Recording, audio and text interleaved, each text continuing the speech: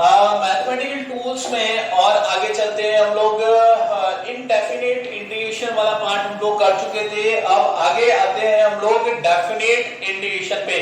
Definite integration में हम लोग यहाँ पे लिमिट, जो इंटीग्रेशन जो होता था वो उसकी यहाँ पे लिमिट पुट करेंगे। यहाँ पे लिमिट हम लोग यूज करेंगे। लिमिट पहली चीज तो यह है, इंटीग्रेशन हम लोगों ने देखा कि यार हम लोग क्या एप्लीकेशन है इंटीग्रेशन की। इंटीग्रेशन से हम लोग कोई भी एरिया हम लोग कैलकुलेट कर सकते हैं। यहाँ पे किस तरह से एरिया कैलकुलेट करते हैं वो देखो जरा। यहाँ पे मान लो कि यहाँ पे कोई फंक्शन दे रखा है fx और उसका कर्व दे रखा है यहाँ पे fx। ये आपके क्या है, फंक्शन दे रखा है। इस फंक्शन का कर्व है यहाँ पे, मान लो कि इस तरह का कोई कर्व है, ठीक है। इस कर्व में क्या है, इस कर्व में x इक्वल टू x1 से लेके x इक्वल टू x2 तक के बीच का जो एरिया है ये हमें कैलकुलेट करना है।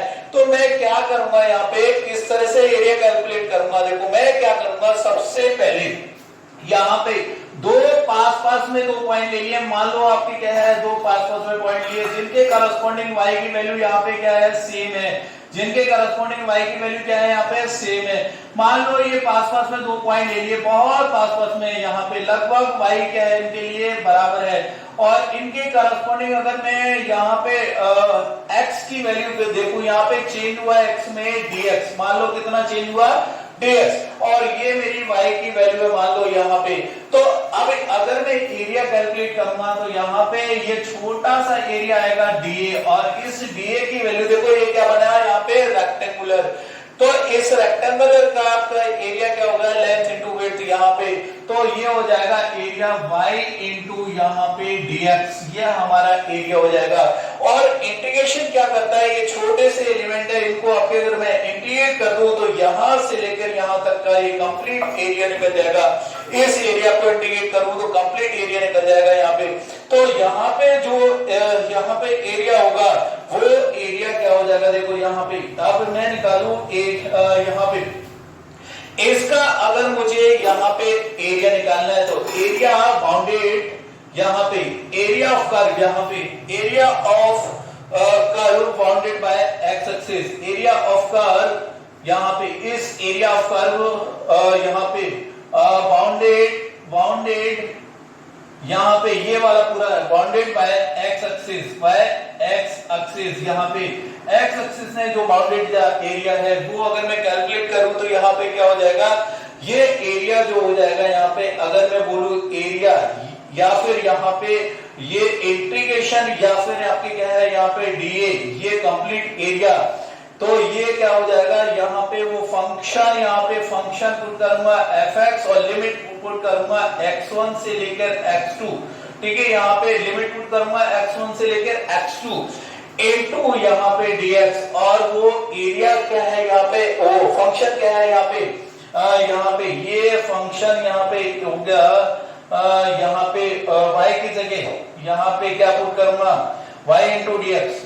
तो ये हो जाएगा हमारा x1 से लेकर x2, और यह y भी पुट कर सकता हूँ, y इक्वल टू यहाँ पे fx है, ये y इक्वल टू क्या है यहाँ पे fx है, यहाँ पे y इक्वल टू fx, तो y इंटू dx ये हमारा यहाँ पे क्या हो जाएगा, ये हमारा यहाँ पे इंटीग्रेशन हो जाएगा। इसका इंटीग्रेशन करेंगे, जब इसका इंटीग्रेशन करेंगे तो किस तरह से इंटीग्रेशन करेंगे, देखो जरा।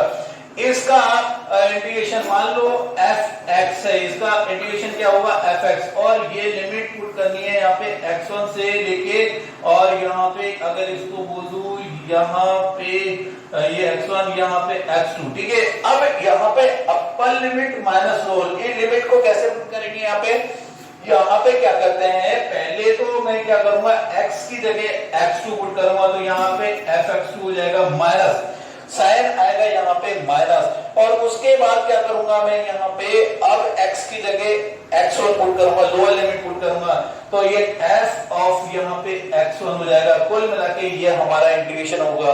यहाँ पे कांस्टेंट टर्म नहीं आएगी, c जो है ये वाली, क्योंकि यहाँ पे ये मेरा डेफिनेट इंटीग्रेशन है, ठीक है। तो एक्सेप्ट यहाँ पे एरिया आएगा आपका, ठीक है। तो अब देखो यहाँ पे जो x1 है, ये x1 है यहाँ पे लोअर लिमिट, इसको क्या बोलेंगे हम लोग लोअर लिमिट, और यहाँ पे x2 को क्या बोलेंगे यहाँ पे अपर लिमिट। ये मेरी क्या हो गई अपर लिमिट हो गई, ठीक है। तो यहाँ पे इस तरह से हम लोग यहाँ पे इसका एरिया कैलकुलेट करेंगे। तो एरिया जो हो जाएगा हमारा इस तरह से fx2 माइनस fx1 यहाँ पे, ठीक है। ये यहाँ पे ये क्या हो जाएगा, ये इंटीग्रेशन के बाद का फंक्शन है। ये जो दूसरा फंक्शन आएगा इंटीग्रेशन के बाद, यहाँ पे फंक्शन f ऑफ x, ये छोटा है f ऑफ x है, और ये इसका जैसे sin x का cos x, तो ये cos x वाला यहाँ पे फंक्शन है, ठीक है। तो यहाँ पे इस तरह से चलो और आगे चलते हैं हम लोग। यहाँ पे प्रॉब्लम से ज्यादा और क्लियर होगा हमारा। यहाँ पे मान लो fx फंक्शन दे रखा है x, और आपसे पूछा गया है कि बताओ फाइंड यहाँ पे इंटीग्रेशन, इस फंक्शन का इंटीग्रेशन निकालना है, और x1 से यहाँ पे x1 दे रखा है 2, x2 दे रखा है 4, 2 to 4 यहाँ पे लिमिट है x की, और यहाँ पे इसका इंटीग्रेशन निकालना है। देखो जरा इंटीग्रेशन क्या हो जाएगा, पहले तो ये देखते हैं। इंटीग्रेशन अगर मैं सॉल्व करूं, यहाँ पे इंटीग्रेशन जो हो जाएगा, इंटीग्रेशन क्या बनेगा, देखो लिमिट यहाँ पे x1 की पुट करेंगे 2, और ये x2 की 4। अब x की जगह क्या पुट करूंगा मैं, x पुट करूंगा इनटू dx, ठीक है। अब देखो जरा इसका, अब देखेंगे तो इसका इंटीग्रेशन क्या हो जाएगा, x dx। देखो यहाँ पे क्या हो जाएगा, x की पावर n है, तो इसमें क्या करना है, x की पावर में एक ऐड कर दो, और जो पावर है उसमें क्या करो, डिवाइड कर दो यहाँ पे। तो x की पावर 1 है, 1 प्लस 1, यहाँ पे x की पावर क्या हो जाएगा 2, और डिवाइडेड बाय 2, कुल मिला के ये हो जाएगा। और लिमिट यहाँ पे फिर जो 2 to 4 यहाँ पे लिख देंगे, ठीक है। अब क्या करेंगे यार, यहाँ पे अब आपको करना है यहाँ पे वो लिमिट यहाँ पे पुट करना है। अब जो x की जगह पहले अपर लिमिट पुट करेंगे, तो यहाँ पे देखो 2 तो एज इट इज यहाँ पे ये नीचे रखो इसको। तो सबसे पहले यहाँ पे x की जगह 4 मैं पुट करूंगा, तो 4 पुट किया, तो 4 का square divided by 2 as it is रखो इसको, माइनस, उसके बाद माइनस, लोअर लिमिट से पहले माइनस यहाँ पे साइन लगाएंगे। यहाँ पे देखो पहले तो x की जगह x2 पुट किया मैंने, x2 पुट किया, और उसके बाद माइनस, उसके बाद क्या करेंगे x1 जो लोअर लिमिट पुट करेंगे यहाँ पे। तो लोअर लिमिट क्या हो जाएगी 2 का स्क्वायर, तो x की जगह और नीचे 2 यहाँ पे। अब इसको सिंपलीफाई करेंगे यार, अब इसको क्या करेंगे सिंपलीफाई करेंगे। अब इसको सिंपलीफाई करेंगे तो कुल मिला के यहाँ पे क्या आ जाएगा, 4 का यहाँ पे 16 बाय यहाँ पे 2 माइनस, और यहाँ पे 4, 2 का स्क्वायर 4, 4 बाय 2, कुल मिला के यहाँ पे आंसर क्या आ जाएगा, और क्या आ जाएगा आंसर, ये हो जाएगा 8, 16 बाय 2 8, और माइनस यहाँ पे 4 बाय 2 2 यहाँ पे, तो ये आंसर आ जाएगा मेरा 6, आंसर आ गया यहाँ पे, आंसर क्या हो जाएगा 6, ये हमारा आंसर हो गया, ठीक है। तो ये मेरा इस इंटीग्रेशन का यहाँ पे आंसर हो जाएगा, ठीक। अब देखो नेक्स्ट कॉलम पे चलते हैं। यहाँ पे आप फंक्शन दे रखा है 2x प्लस 3, ये इस प्रॉब्लम में फंक्शन दे रखा है, और लिमिट दे रखी है x इक्वल टू 0 से x इक्वल टू यहाँ पे 2 तक। अब देखो जरा पहले चीज, यहाँ पे देखो दो फंक्शन है, 2x फंक्शन अलग है और 3x फंक्शन 3 अलग है यहाँ पे। तो क्या करेंगे, दो फंक्शन जब इंटीग्रेशन में हो तो क्या करेंगे, सेपरेट कर लेंगे। तो यहाँ पे सेपरेट कर लो इसको यार, इसको सेपरेट करेंगे तो यहाँ पे देखो x इक्वल टू यहाँ पे 0 है, x1 इक्वल टू 0 से 2 यहाँ लिमिट रहेगी, और 2x dx अलग कर लेंगे, और यहाँ पे और ये जो है फंक्शन यहाँ पे 3 into dx, और लिमिट वही 0 से 2 यहाँ पे ये एज इट इज रहेगी, ठीक है।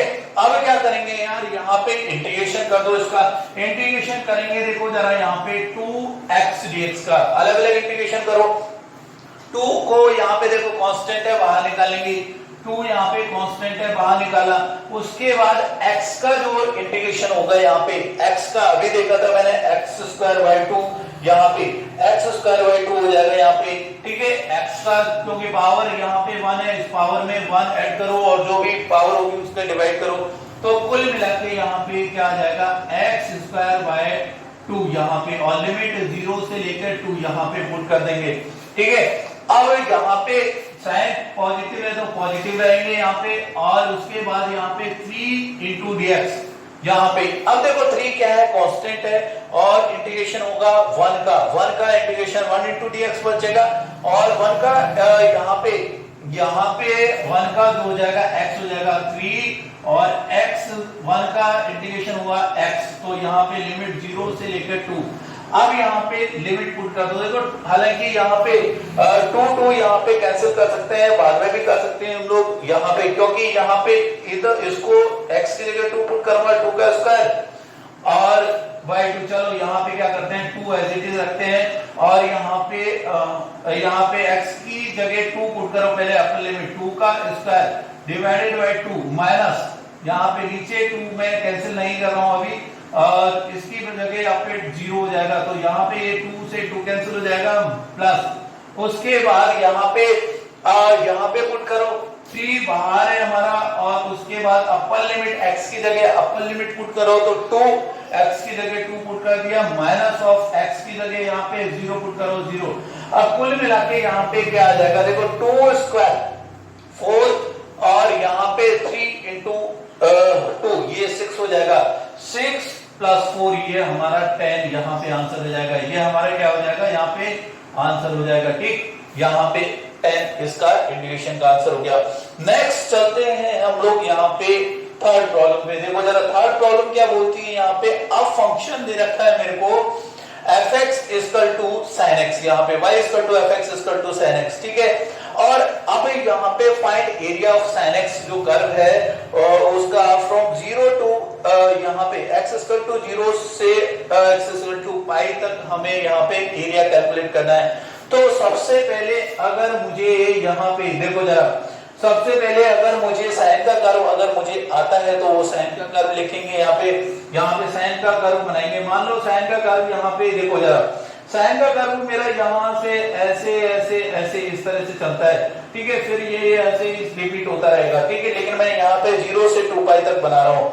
ये यहाँ पे एंगल होता है 0, यहाँ पे होता है π/2, यहाँ पे π/2, उसके बाद यहाँ पे कितना होता है, पाई होता है, यहाँ पे 3 π/2 होता है, यहाँ पे मैं 2 पाई, ये एंगल किसमें है, रेडियन में है, ठीक। अब आपसे क्या पूछा है, 0 से लेके 2 पाई तक यहाँ पे ये वाला एरिया कैलकुलेट करना है। तो ये वाला एरिया कैसे हो जाएगा, यहाँ पे एरिया कैलकुलेट करेंगे, ये एरिया, तो यहाँ पे क्या करेंगे एरिया, अब देखो जरा क्या करेंगे, लिमिट कहां से, 0 से लेकर हम पाई यहाँ पे लेंगे, 0 से पाई, और फंक्शन क्या है यहाँ पे sin x यहाँ पे फंक्शन ले लेंगे यार, sin x यहाँ पे फंक्शन ले लिया, और ये dx। अब इसका क्या करेंगे, इंटीग्रेशन कर देंगे यार। अब sin x का इंटीग्रेशन क्या होता है बेटा, माइनस cos x, यहाँ पे माइनस cos x, यहाँ पे माइनस cos x यहाँ पे, अच्छा भाई, और उसके बाद क्या करेंगे, लिमिट यहाँ 0 से लेकर पाई, ये हम लोग लिमिट लगा देंगे। अब देखो जरा यार यहाँ पे, अब इस लिमिट को यहाँ पे पुट करो, पहले तो माइनस को बाहर निकालो यार, माइनस को बाहर निकालो, माइनस को मैंने बाहर निकाल लिया, और अब इसमें अपर x की जगह क्या अपर लिमिट पुट किया, तो ये हो जाएगा cos पाई, यहाँ पे cos पाई माइनस, उसके बाद sin आता है माइनस, और उसके बाद लोअर लिमिट cos यहाँ पे x की जगह 0 हो जाएगा। कुल मिला के देखो cos पाई यहाँ पे अगर वैल्यू देखेंगे, cos पाई यहाँ हो जाएगी -1 यहाँ पे, और ये माइनस ऑफ यहाँ पे ये माइनस ये 1 हो जाएगा, cos 0 यहाँ पे 1 हो जाएगा। तो कुल मिला के -1 -2, और ये माइनस और बाहर है, तो कुल मिला के यहाँ पे क्या बनेगा, एरिया जो आएगा वो आ जाएगा 2 हो जाएगा। यहाँ पे एरिया क्या हो जाएगा 2, हमारा एरिया जो हो जाएगा वो क्या आ जाएगा 2 आ जाएगा। ये हमारा क्या हो जाएगा, आंसर हो जाएगा। चलो भैया नेक्स्ट जो प्रॉब्लम है उस पे चलते हैं। नेक्स्ट प्रॉब्लम क्या बोल रही है यहाँ पे, नेक्स्ट प्रॉब्लम में क्या पूछा है, find area of sin x, curve यही दे रखा है sin x का फ्रॉम x इक्वल टू 0 से 2 पाई। अच्छा भाई, अब यहाँ से 0 से 2 पाई यहाँ तक का एरिया मुझे कैलकुलेट करना है। यहाँ तक का एरिया अगर कैलकुलेट करना है तो फिर देखो जरा, फिर अगर चाहे तो आप यहाँ पे क्या करेंगे, यहाँ पे इसका मैं क्या करूंगा, यहाँ पे फिर एक बार और इसका डायग्राम बनाओ। यहाँ पे एरिया का साइन का कर्व मैं बना रहा हूँ, साइन का कर्व जो होगा वही फिर यहाँ पे इस तरह से होगा। अब यहाँ पे देखो ये π/2, यहाँ π/2, इधर पाई, इधर 3π/2, यहाँ पे उसके बाद इधर आपके क्या है 2π, ठीक है।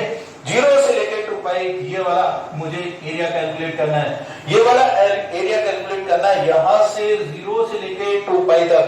अब देखो यहाँ पे कैसे करेंगे, फिर वही सेम सिमिलर लिमिट थोड़ा सा चेंज हो जाएगी, 0 से 2π आ जाएगी। तो यहाँ पे देख लो यार जी, एरिया जो है ये एरिया फंक्शन मेरा यहाँ पे sin x है इंटू dx, और लिमिट इस बार 0 से यहाँ पे क्या आ जाएगी 2π हो जाएगी।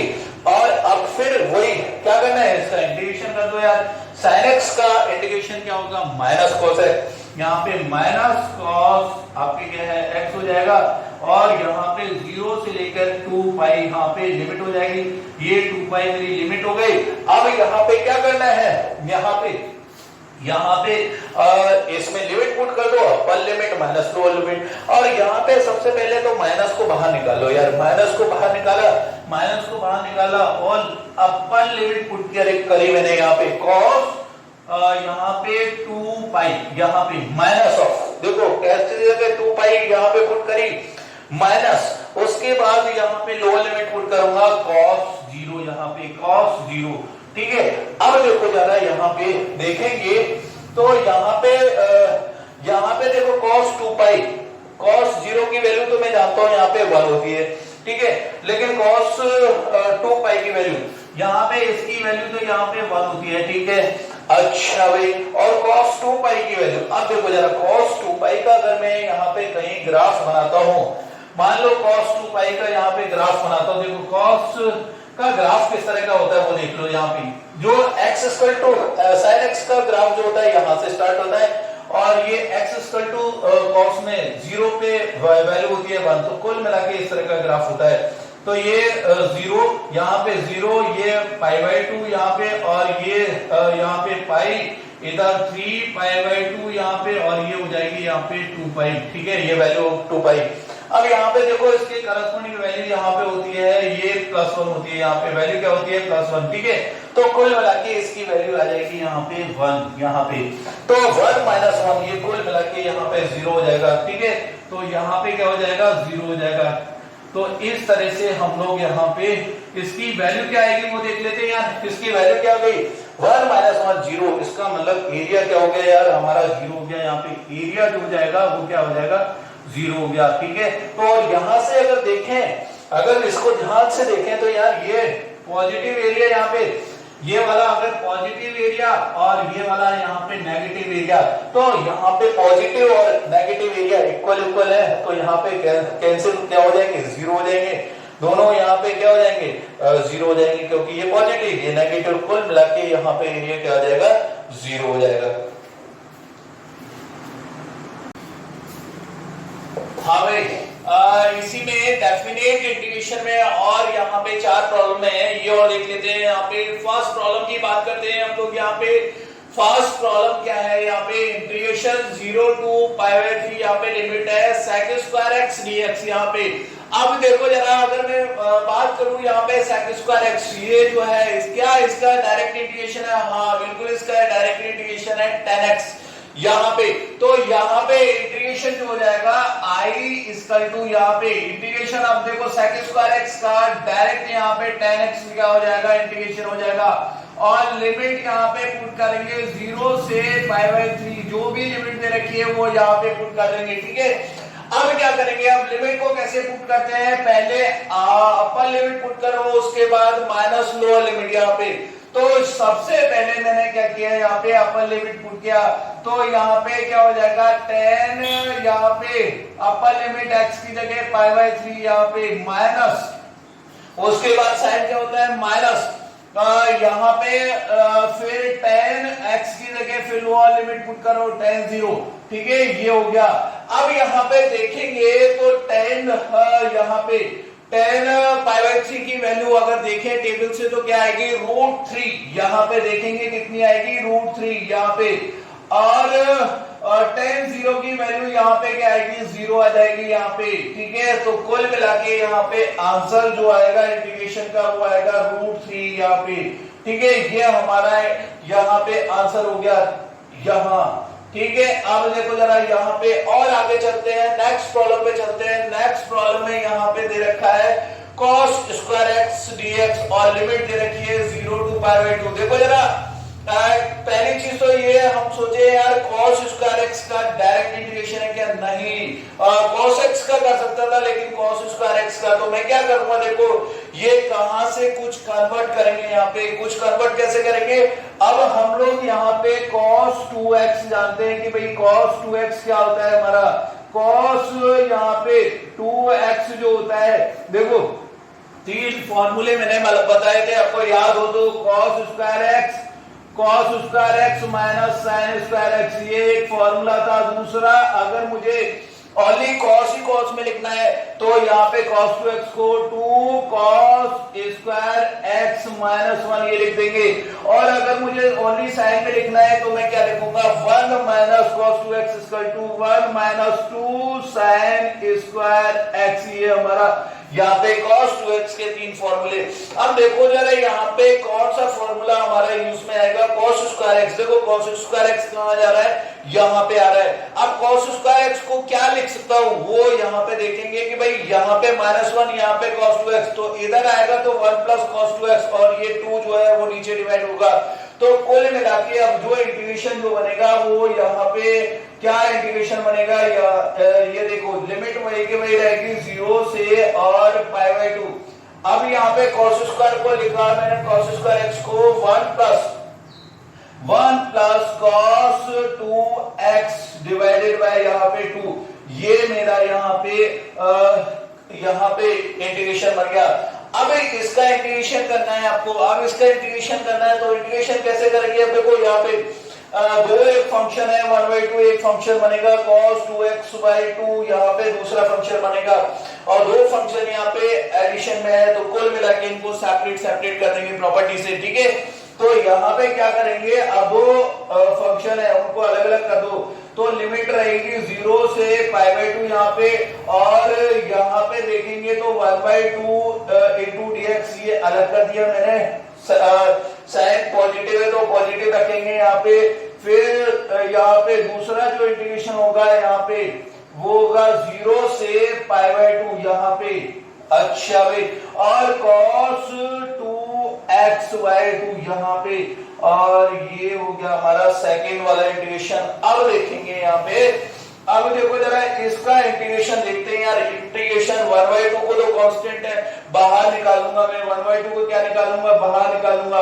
उसके बाद यहाँ पे क्या बचेगा, dx बचेगा, 1 इंटू dx, तो कुल मिला के 1 का क्या हो जाएगा, x हो जाएगा। तो यहाँ पे x और लिमिट 0 से π/2 यहाँ पे लिमिट रहेगी, प्लस साइन यहाँ पे पॉजिटिव, और यहाँ पे अब देखो यहाँ पे कैसे करेंगे, यहाँ पे 1/2 तो यहाँ पे कांस्टेंट है, बाहर निकाल लिया मैंने, 1/2 को बाहर निकाल लिया। अब इंटीग्रेशन जो होगा cos 2x का यहाँ पे, और cos 2x का cos kx याद करो, आपको मैंने बताई थी cos kx वाली फॉर्म। cos kx का क्या हो जाएगा, पहले 2x को क्या मान लो थोड़ी देर के लिए x मान लो, यहाँ पे 2x को x मानेंगे तो cos x का करो पहले, cos x का क्या हो जाएगा sin x, और sin 2x, और फिर kx का और होगा नीचे डिवाइडेड हो जाएगा k से, तो k की जगह यहाँ पे 2 है। कुल मिला के यहाँ पे जो इंटीग्रेशन हो जाएगा यहाँ पे sin cos x का तो sin x, यहाँ पे थोड़ी देर के लिए मैंने 2x को x मान लिया, और फिर 2kx का और रहेगा तो k से डिवाइड हो जाएगा, यहाँ पे k की जगह यहाँ पे 2 है, ठीक है। और लिमिट यहाँ पे 0 से जो लिमिट दे रखी है वही यहाँ पे लिख देंगे 0 to π/2। अब क्या करेंगे, अब इसमें लिमिट लगाओ, लिमिट लगाएंगे तो देखो जरा यहाँ पे 1/2, यहाँ पे तो ऐसे 1/2 तो बाहर है ही, और यहाँ पे अब अपर लिमिट पुट करो, x की जगह अपर लिमिट, तो π/2 यहाँ पे क्या हो जाएगा, π/2 और माइनस, उसके बाद लोअर लिमिट लगाऊंगा तो x की जगह 0 पुट कर दूंगा, ठीक है।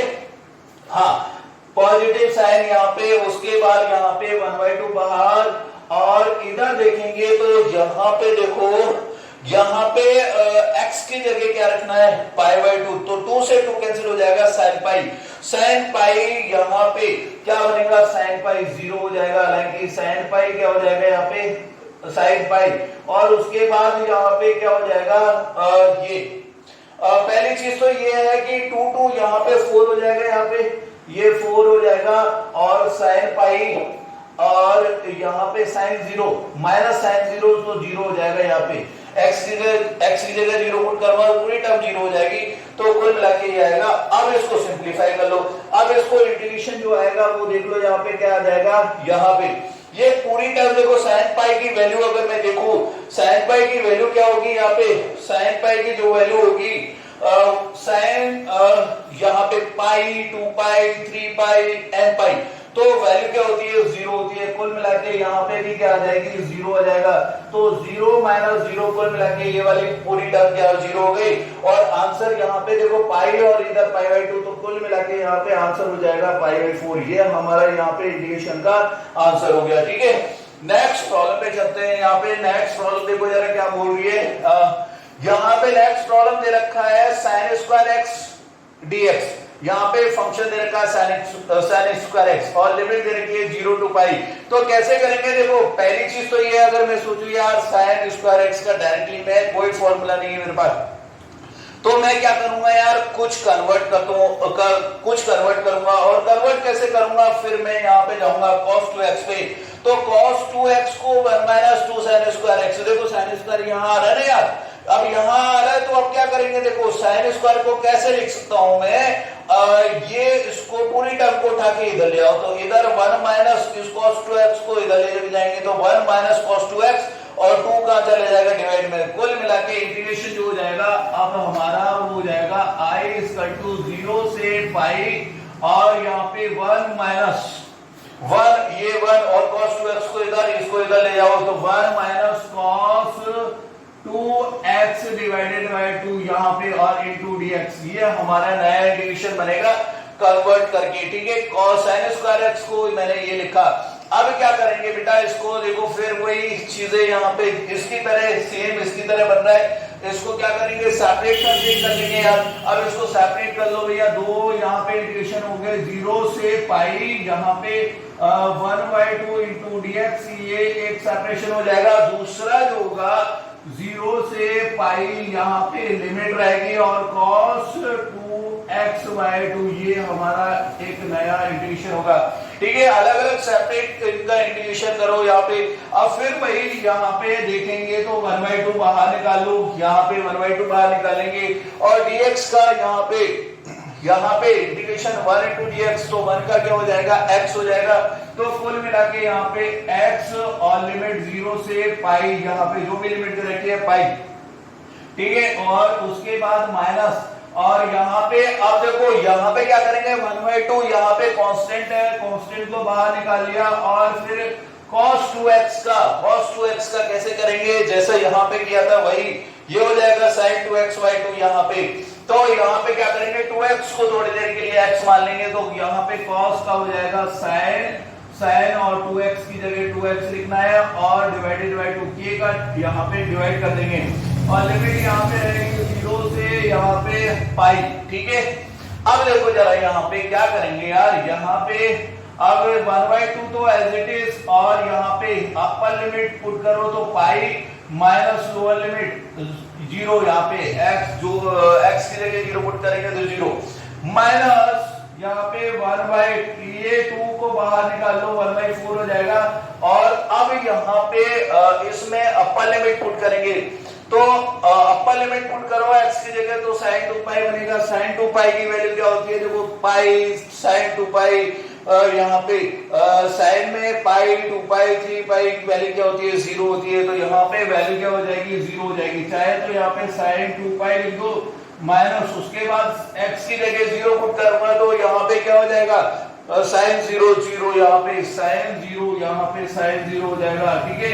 अब sin 2 पाई की वैल्यू भी यहाँ पे क्या आ जाएगी, यहाँ पे 0, और sin 0 की वैल्यू यहाँ पे क्या हो जाएगी, 0। कुल मिला के ये पूरी टर्म क्या हो गई, 0, और इंटीग्रेशन का यहाँ पे वैल्यू क्या आ जाएगा, पाई बाय 2, ये हमारा आंसर हो गया, ठीक है। ये हमारा आंसर हो गया।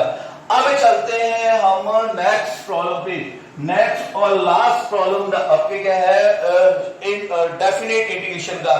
अब देखो जरा यहाँ पे क्या दे रखा है, यहाँ पे फंक्शन दे रखा है इस बार sin 2x, ठीक है, sin 2x फंक्शन दे रखा है और लिमिट दे रखी है 0 से पाई और इसका इंटीग्रेशन करना है। देखो यहाँ पे क्या करेंगे, अब ये यहाँ cos kx वाली फॉर्म है, ये अगर याद करो तो कौन सी है, ये cos kx वाली फॉर्म है यार।